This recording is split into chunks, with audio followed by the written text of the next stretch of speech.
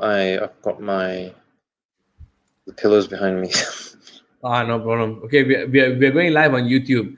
I wasn't sure whether to go live on Facebook or not. You want us to go live on Facebook as well? No, just stick to YouTube. It's okay. Yeah, let's go YouTube. So hey, Mm. so guys, if you all are watching this now, if you're trying to tune in, all that, please do. I'm going to wait for maybe 2 minutes because I'm going to do our Kwame Brown 2-minute no cursing break. Because apparently Kwame Brown, when you want to get some of that mama's cooking, good ass mama's cooking. Oh, well, ASS is fine. You got to wait 2 minutes apparently for some kind of YouTube algorithm or whatever. Then Alright. after 2 minutes, after 2 minutes, he just starts cursing. He just starts going crazy. So that was so nuts, man. Kwame Brown, man. Kwame Brown, really? I'm not. I like Kwame. That's real talk, honestly. I real talk. Like the fact that Kwame found his his avenue to kind of talk and vent his frustrations out. Pretty good, man. I mean, the clapback at Stephen A, the clapback at Becky with the good hair, Yeah. Okay, anyway, now let's get down to this. So you said you saw bits and pieces of the show. My FPL team ain't I can't say SHIT yet. It ain't there yet. Man, I was like, that's why I messaged you. I said, did you make another one? Because I was like, why are there two? I said, hey, you were in the second one as well. So that's when I thought, oh, okay. I think maybe you must have told me about it. Then I joined it some months back, but I forgot, Just okay, I must have done it with all the whatever, So I was like, okay, message you. You said, yeah. What? But you also forgot.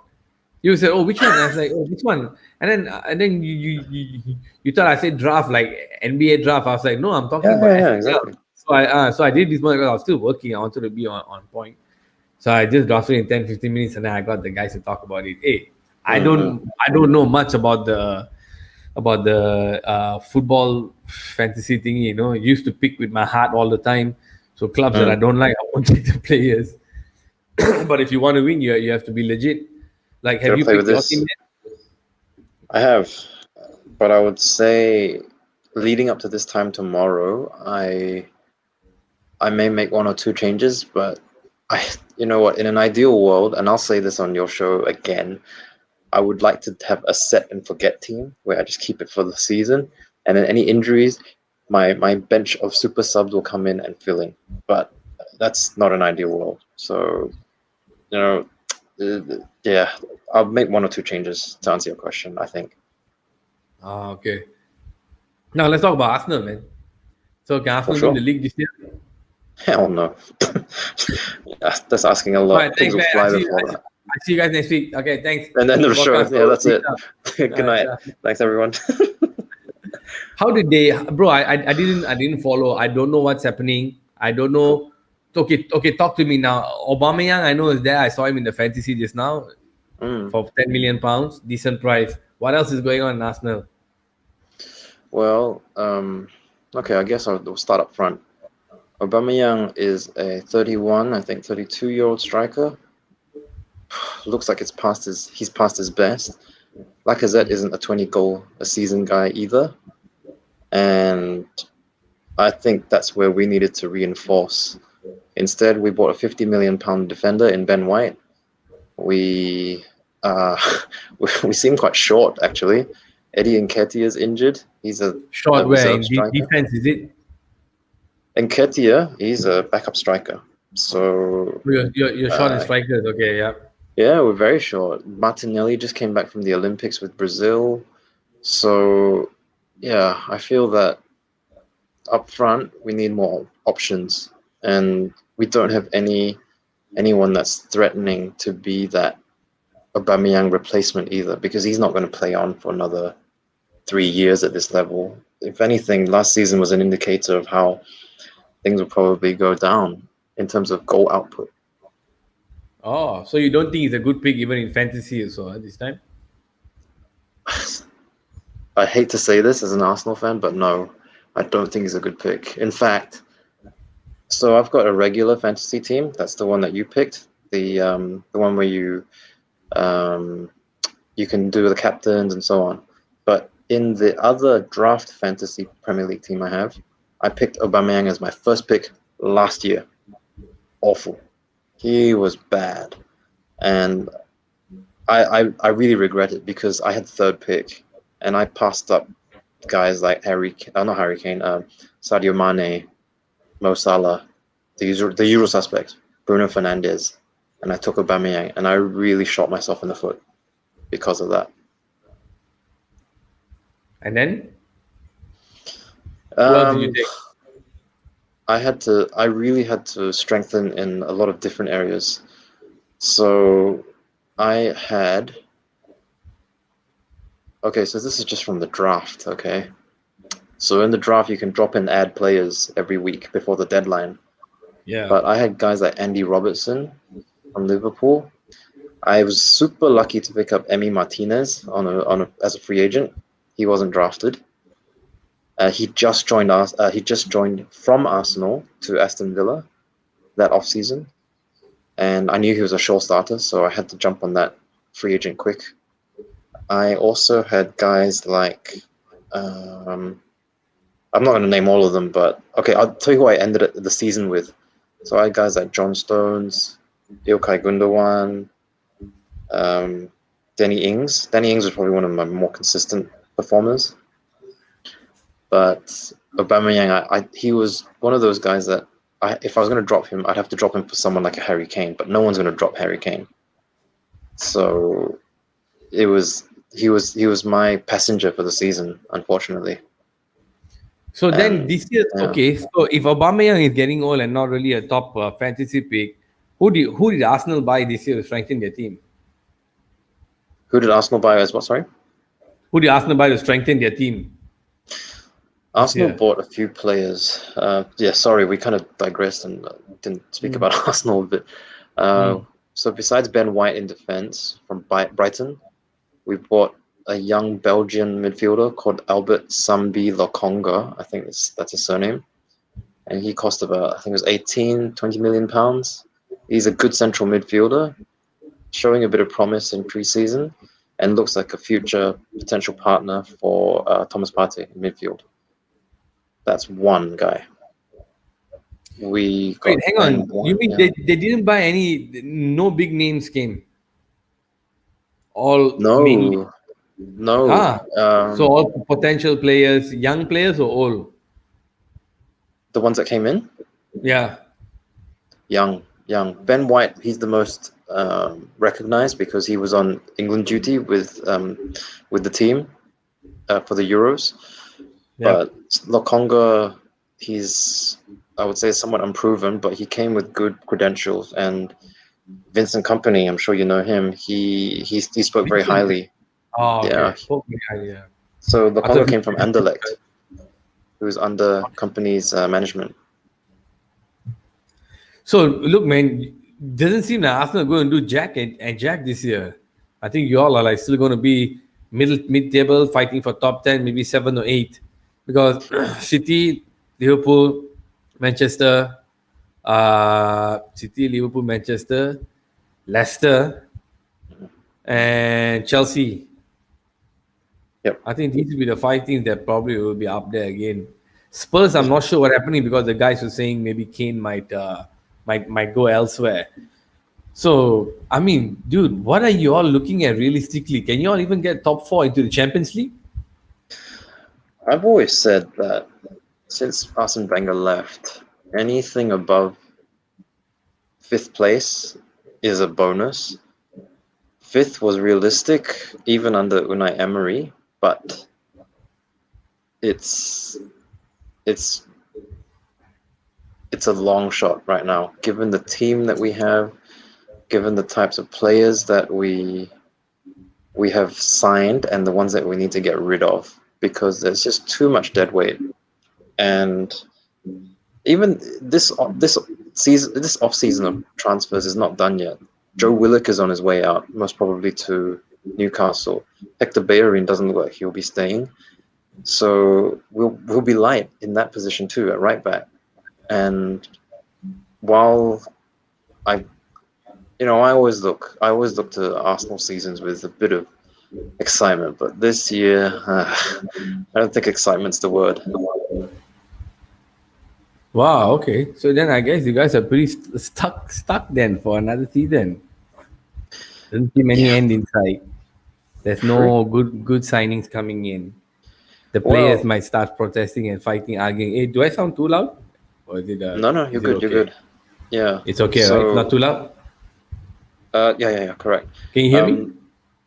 Loud and clear. Loud and clear. Oh, hang on. I can't Actually, hear you though. yeah. Okay. Do you want to come back? I'll tell you. Yeah. Say something. Okay. Can you hear me now? Now good? Now? Mic test. Mic test. Can't hear 10 you. minutes in. You Still can't hear me. you. That's odd. Hang on, let me. Alright, hang on. I think it's on your side ever since you switched over to the earphones. I was trying to check the sound because it was at Okay. maximum just now. Oh, Come on, go on, can go you hear me on. now? Okay. So, yeah, I'm so sorry. There's actually one guy I've left out. We have signed a left back by the name of Nuno Tavares.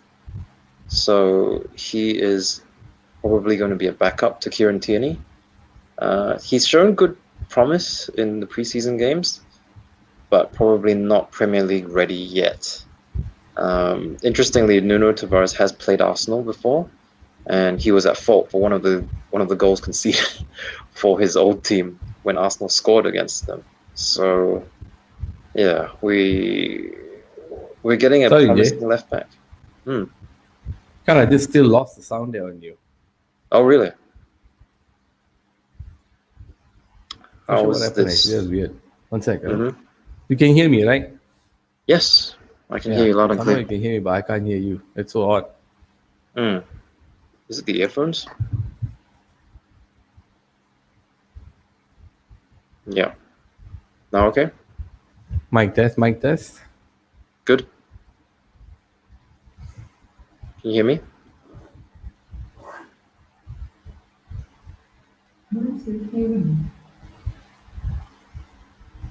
Yeah. Cool.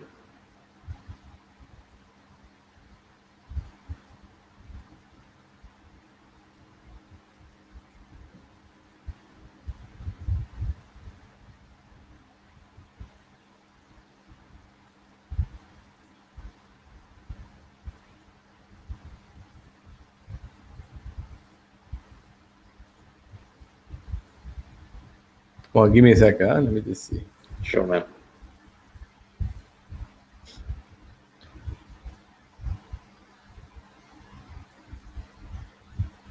For some odd reason, I don't know why. I just wanted to check the sound, and this happened. Mm-hmm. Yeah, let me just connect the device. It should be okay now. Sure. All the new gadgets and stuff, it just keeps throwing me for a loop. That's why I hope anyone watching this, you can see all the. I can hear you now, by the way. All the difficulties I'm facing. So you see, I was trying to text the sound of the mic because as you see this HyperX mic here, it has a gain button down here, right? Gain button, if you go max means I can go further. I can go further and talk, right? So if I'm talking at the same voice volume here, if I go further, it picks up. It's the same. But if you go closer and your voice volume over there, it gets really, really loud. It's really loud now, right? Because my mouth is right next to it. Oh, it's not too bad? Actually, okay. It's okay. Oh, that's weird. It's like almost on maximum and it's like right in front of me. Okay. Yeah, Okay. so sorry, man. So I guess what I'm saying is doesn't seem there's any hope for you guys. It seems like you're still stuck in a rut.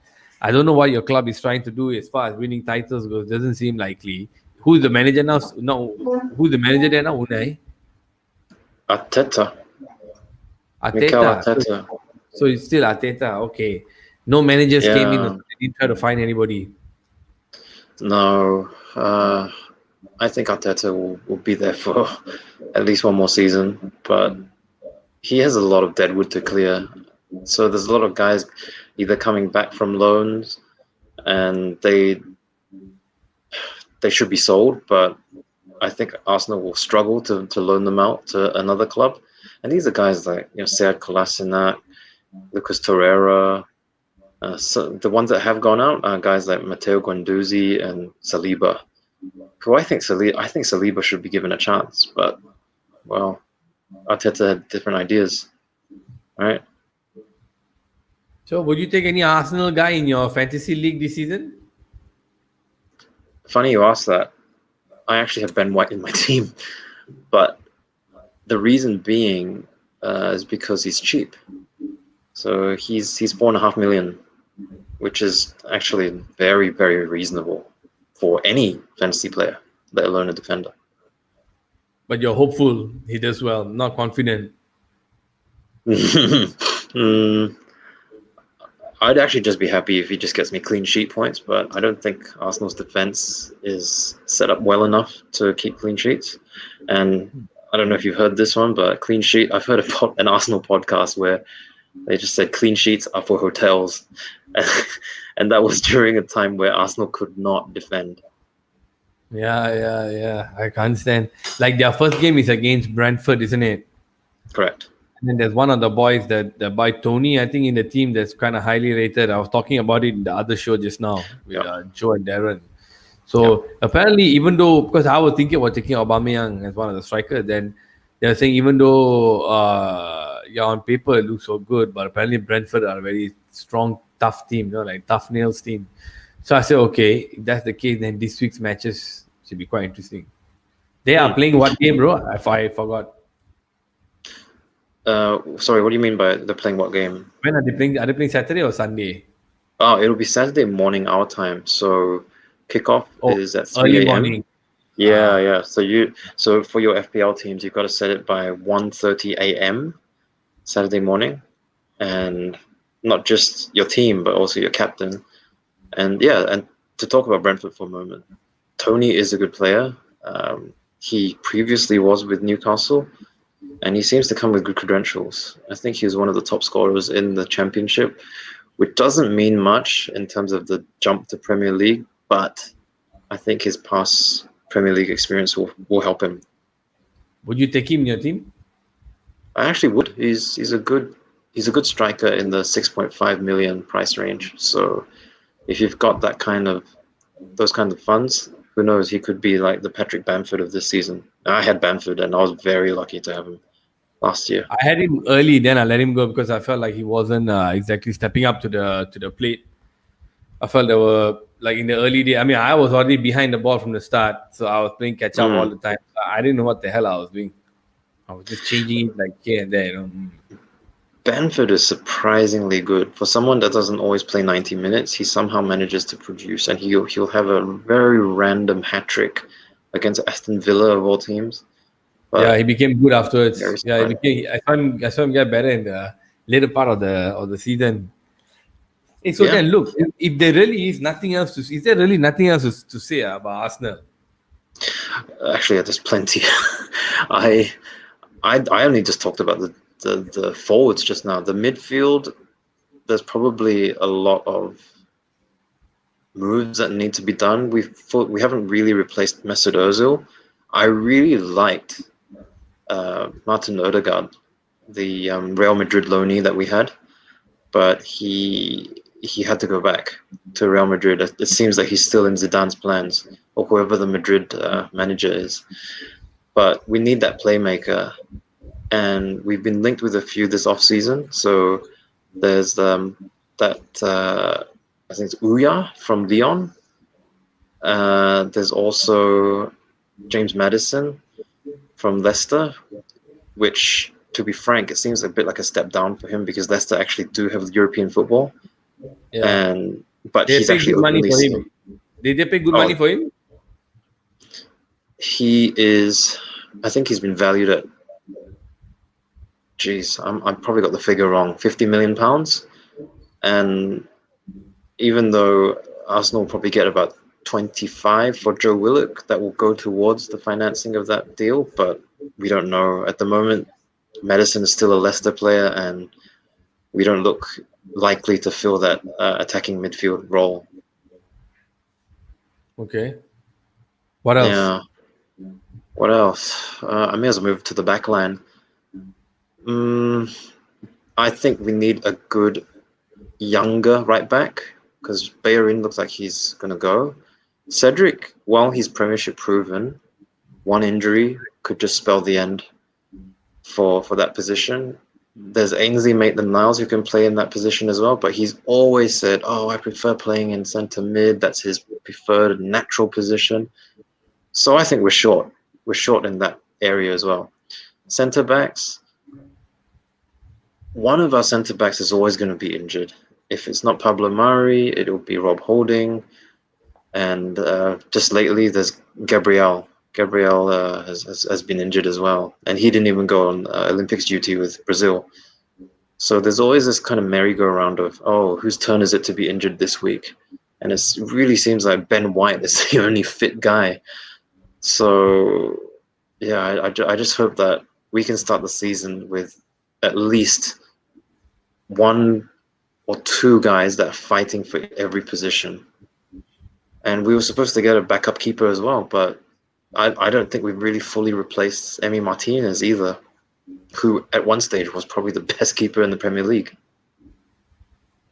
Okay. So, are they buying anybody else? The market is only closing on the 31st. Like, they still got a few weeks. Is anybody else on their radar? Well, are they trying to get? I mean, there was all that joke about them trying to get Messi, which I thought was whatever. But are they trying to get anybody or not? Even Messi goes, no, we can't afford him. Not in our wage structure. That was I would have been happy to have Odegaard back on loan because just to get him on a transfer would have been Odegaard, the Norwegian youngster. Yeah. If we got him back on another loan, I would have been happy with that because he fit in quite well. I thought much better than Ceballos, the other Madrid guy we loaned. It's that attacking midfield role because since Ozil left, we've never really filled that gap, and it showed because our defense, while it was the third best in the league, our scoring was terrible, and we were, I think, mid-table. If you just look at our goals scored alone, we wouldn't have made Europe. Not with the type of output we had. And Aubameyang, he definitely didn't have 20 goals. He probably had 10, 12 max. So it's a tough one. It seems like the only people who can actually, you see, like sometimes other teams, people will like them, even though they hate them, they might admire them. I feel this year for Arsenal, it'll just be like, let's just see what happens. It's no, you set targets, you set plans and all that, but I think it's a big work in progress, man. It sounds like it. Sounds like a big work in progress. Like if they're challenging for top 4, that means maybe the other teams were not doing as well. Maybe didn't perform, and these guys something click, Because you can see like with the other teams, right? There's some. I'm not saying you're the one who represents all Arsenal fans. I'm sure. Oh no, some no. will say we can win the title. Some will say fuck it, we get relegated. All kinds of nonsense. I'm just saying from our point of view here, we're spitballing, right? And it feels like you want to challenge top 4 now. It seems like even Spurs with all that drama also seems to be finishing higher than you guys. Leicester also lately, Chelsea also somehow. I don't know how Chelsea is doing it, but man, with all the changes and the chopping and all that, somehow they're there. I think I'm gonna move the focus away from Arsenal, but okay, you look at Spurs. I think they've got a better team on paper. They're recruiting in the right areas. They seem to have a better manager now. I mean, Nuno Espirito Santo does seem to be a better choice for Spurs than Jose Mourinho. And while Jose Mourinho, he wasn't a very popular choice for a lot of Spurs fans that I've spoken to. I don't know many, but the ones that I spoke to weren't happy generally. Yeah. But managerial choices make a huge difference. Jose, and you don't even have to look at Spurs. Look at how he was at Man United, at Chelsea. The guy got sacked twice there. at Chelsea, and Man United, he lost the dressing room. While he's a proven winner, I don't deny that, but I think sooner or later, and Arsene Wenger was probably guilty of this as well, the ideas got stale. The man management approach may not have worked like it did before, and ultimately, Jose doesn't have he doesn't have a Frank Lampard that he can lean on at each club. He didn't have that kind of character at Man United, I felt. And okay, yeah, all right. Yeah, but okay. And yeah, Arsenal's clearly lacking that as well, because Arsenal, I just think that there is a spine that is clearly lacking, and you need that spine not just from one player but all the way through.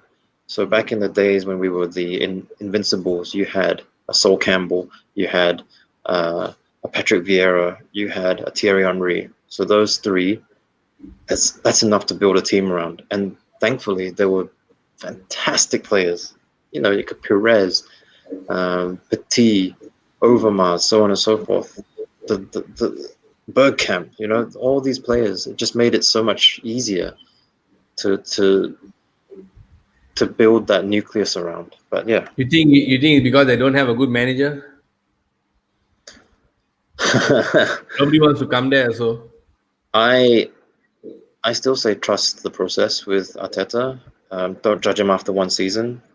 And but for other players who want to come there, they don't seem keen. Yeah, I mean, the players there, they got to trust.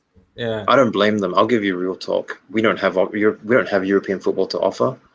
So the only thing that we probably have is the name.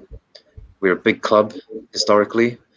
We've got quite a big fan base, but in terms of trophies and the opportunity for trophies, it's all domestic. There isn't much that we can attract new players with. So, while it could be a blessing for us, we can focus on the league, we can focus on the cups and so on and so forth. Let's see if Arteta's acquisitions will make a difference this year.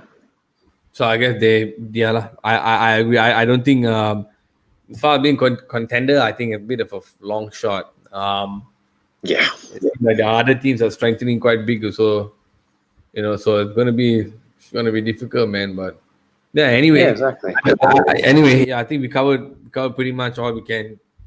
I got to get you on for this NBA thingy this Saturday. So the guys wanted to do it about 8:39 their time. Just come on and do. And look, man, I don't think we want to do so much about NBA talk and trade and all that. I have a few things I want to talk about. In particular, Clay Thompson. Anybody watching, tune in on Saturday, guys. We're going to talk a little bit of NBA. We're going to find out whether Clay Thompson is worth it or not. Until then, peace out. Thanks for having me.